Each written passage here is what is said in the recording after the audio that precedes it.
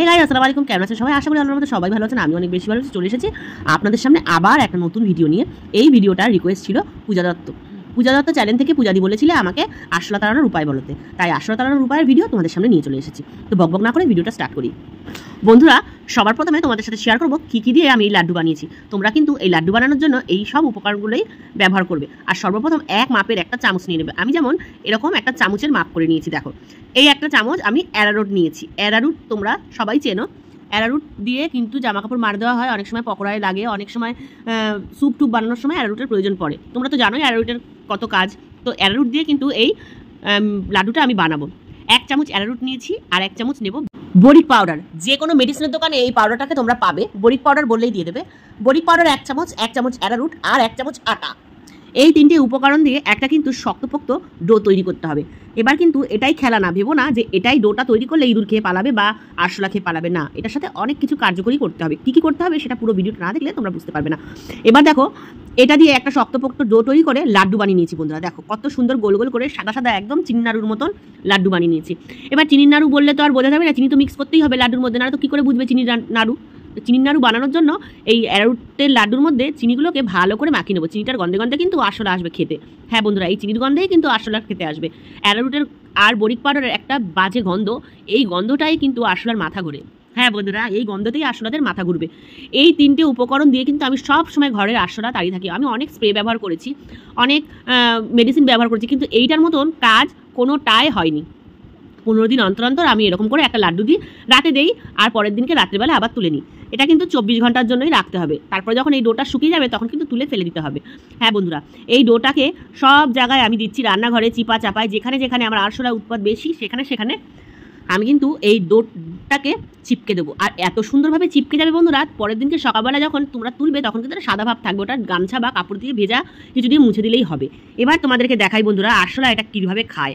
তোমাদের সাথে আমি কিন্তু লাইভ বানিয়ে দেখাচ্ছি আমার ঘরের ভিডিও।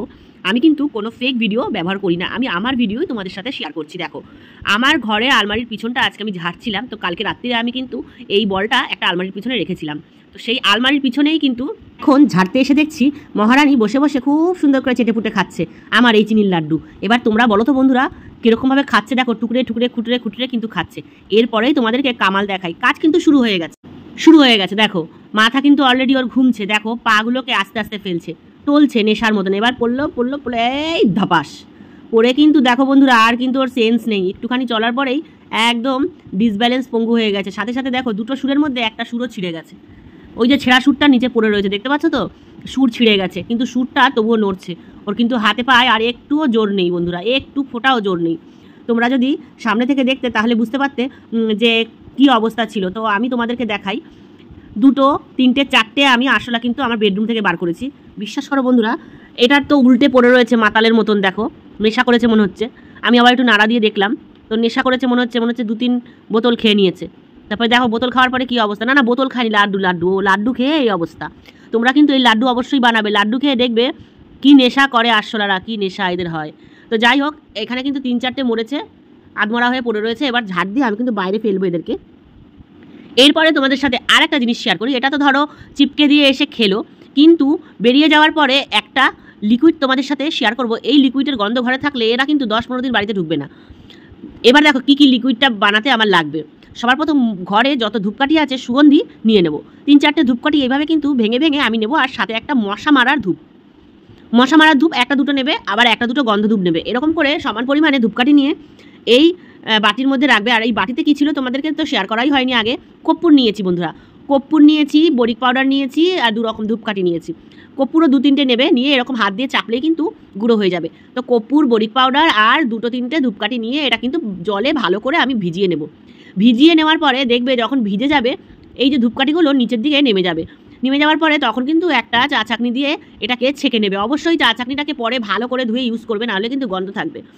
এবার দেখো বন্ধুরা, এটাকে কিন্তু আমি ভালো করে ছেঁকে নিয়েছি, একটা দানাও নেই এর মধ্যে, শুধুমাত্র জলটা আছে। আর এই লিকুইডটা যখন বানাবে অন্তত আধা ঘন্টা ভিজিয়ে রাখবে বাটিতে, নাহলে কিন্তু এর ফল পাবে না। আধা ঘন্টা ভিজিয়ে রাখবে। তারপরে একটা স্প্রে বোতলে ভরে ঘরের যত জায়গা আছে মোছার, কলিংয়ের দিয়ে মোছো যেসব জায়গাগুলো, কলিংয়ের পরিবর্তে এইটা দিয়ে মুছবে। তাহলে ঘরের মধ্যে আরশোলার উৎপাতটা কিন্তু কম হবে বন্ধুরা। এটার একটা স্ট্রং গন্ধ অনেক দিন ধরে থাকে। 7-8 দিন তো থাকবেই। বিশেষ করে পর্দার মধ্যে, ঘরের পর্দার মধ্যে বিশেষ করে এই লিকুইডটাকে তোমরা দেবে বন্ধুরা। এই লিকুইডটা যদি পর্দার মধ্যে দাও তাহলে অনেক দিন পর্যন্ত গন্ধ থাকবে। আর পর্দার বিশেষ করে রান্নাঘরের পর্দা, সিলিন্ডার, যে গ্যাস সিলিন্ডারের মধ্যে ছিটিয়ে দেবে। তারপরে তোমাদেরকে বলে দিই কোথায় কোথায় দেবে। পাপোছার মধ্যে দিয়ে দেবে, রান্নাঘরে যে পাপোছাগুলো থাকে মানে ফ্লোর ম্যাট থাকে ওইটার মধ্যে দিয়ে দেবে, পর্দাতে দিয়ে দেবে, রান্নাঘরের কাঁচে দিয়ে দেবে, জানলায় দিয়ে দেবে। মানে এমন জায়গায় দেবে যেখানে তোমার মোছার প্রয়োজন পড়বে না, মানে মুছতে হবে না, মোছা ছাড়া এরকম জায়গায় দেবে। রান্নাঘর মোছার সময় যেখানে যেখানে মুছবে প্রতিদিন কিন্তু এই লিকুইডটাকে একবার করে অবশ্যই ব্যবহার করবে। কখনো ডাইনিং টেবিল মুছতে হয়, কখনো আমাদের আলমারি মুছতে হয়, রান্নাঘর তো প্রতিদিনই মুছতে হয়। যেগুলো প্রতিদিন মুছবে সেগুলোতে কিন্তু এই জলটা অবশ্যই ব্যবহার করবে বন্ধুরা। তা এটা কিন্তু অনেক কার্যকরী, এতে মাছি মশাটাও কম আসবে। এরপরে দেখো ঘরের মধ্যে আমার যত আর্টিফিশিয়ালি গাছ ছিল সব গাছগুলোর মধ্যে কিন্তু আমি সুন্দর করে স্প্রে করে দিচ্ছি বন্ধুরা। হ্যাঁ, রান্নাঘরে কিন্তু দিয়ে তোমাদের দেখিয়েছি আর এই ঘরেও দেখাচ্ছি। ভিডিওটা ভালো লাগলে তোমরা অবশ্যই আমার সাথে থাকবে। এবার কিন্তু মোছার পালা। একটা শুকনো নোকড়া দিয়ে ভালো করে মুছে এরপরে তোমাদেরকে ফাইনাল লুকটা দেখাই বন্ধুরা। আমি কিন্তু এই কাজটা রাত্রিবেলায় করে থাকি, প্রতিদিন রাত্রিবেলায় এই স্প্রেটা দিয়ে আমি মুছে থাকি। এতে কি হয়, সকালবেলা যখন বাচ্চারা ঘুম থেকে ওঠে এখানে খেলে বা কিছু করে তো জার্মসটা থাকে না। রাত্রিবেলায় এর গন্ধে কিন্তু